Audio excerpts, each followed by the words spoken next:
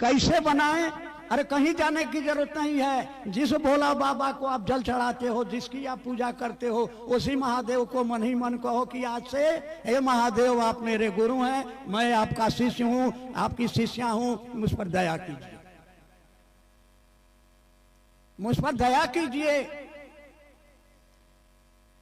साहब श्री हरिनानंद की भारतवर्ष के अध्यात्म की दुनिया में ये सबसे बड़ी देन है। ये दया का कॉन्सेप्ट, दया की अवधारणा इस्लाम में है, क्रिश्चियनिटी में है। हमारे यहाँ के गुरुओं ने कहा मोक्ष मूलम गुरु कृपा, करोगे तब मिलेगा। साहब ने कहा कि हम वो गुरु दया से, मात्र अपनी दया से भोग और मोक्ष देते हैं। दया वो परमात्मा की शक्ति है जो आपके कर्म फलों को तोड़कर आपके जीवन के दुखों को दूर करने का ताकत रखती है, आपको जीव से शिव बनाने की शक्ति रखती है, मात्र दया। और वो दया प्राप्त करने का अधिकारी शास्त्र कहते हैं, हमारे ऋषि मुनि कहते हैं कि गुरु की दया मात्र उसके शिष्य पर आती है।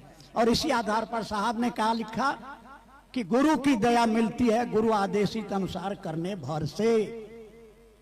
और साहब ने बताया कि गुरु की दया पाने के लिए आपको न तंत्र की जरूरत है, न मंत्र की जरूरत है, न लहसुन प्याज छोड़ने की जरूरत है, न आपको घंटी बजाना है, न घंटा बजाना है। जो करना है करते रहिए, लेकिन गुरु की दया पानी है तो गुरु आदेशित अनुसार काम करिए। और वो एक काम है, और वो काम क्या है?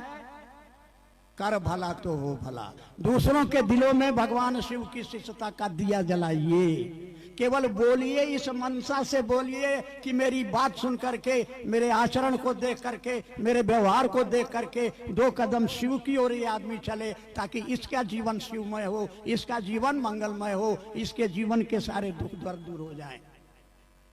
कर भला तो सभी लोग जानते हैं, हो भला।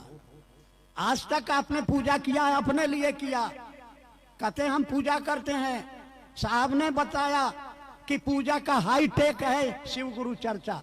आप भगवान के मंदिर में जाकर भगवान के मुंह पर जाकर उनकी प्रशंसा करते हो, और किस लिए करते हो? कि बेटवा के नौकरी लग जाए, बेटिया के ब्याह हो जाए।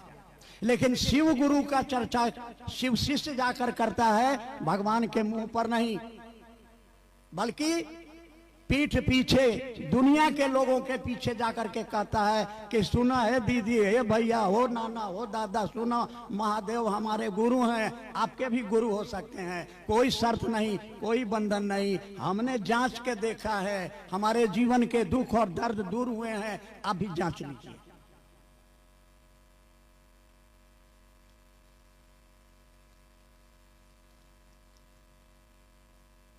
इसलिए एक ही उद्देश्य इस धरती पर वरेण्य गुरु भ्राता के द्वारा जो शंखनाद किया गया है, जो आह्वान किया गया है, वो किसी आदमी के लिए नहीं, किसी व्यक्ति विशेष के लिए नहीं, किसी स्थान के लिए नहीं, किसी जाति विशेष के लिए नहीं, मानव मात्र के नाम उन्होंने आवाज दी है, आओ चलें शिव की ओर। कहां भटक रहे हो? पद चाहिए, पैसा चाहिए, सम्मान चाहिए, सुख चाहिए, दुखों से